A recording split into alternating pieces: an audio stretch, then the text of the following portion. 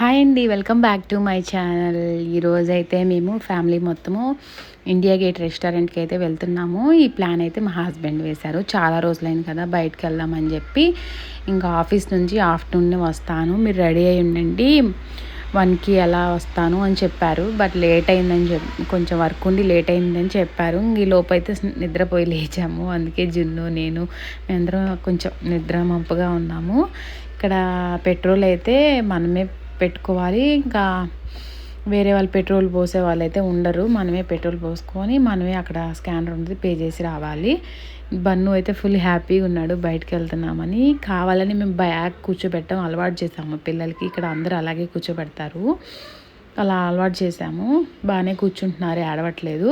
ఇప్పుడైతే రెస్టారెంట్కి అయితే వెళ్తున్నాము. ఇండియా గేట్ రెస్టారెంట్ అయితే లాస్ట్ క్రిస్మస్ టైంలో వెళ్ళాము. చాలా బాగుంది టేస్ట్. అందుకని చెప్పేసి ఇక్కడ ఇండియా ఫుడ్ అయితే చాలా బాగుంటుంది కదా, ఇండియా ఫుడ్ తిందాము, బయట ఫుడ్ తింటే అంత సాటిస్ఫాక్షన్ ఉండదని చెప్పారు. సో అందుకని ఇక్కడికే వచ్చాము.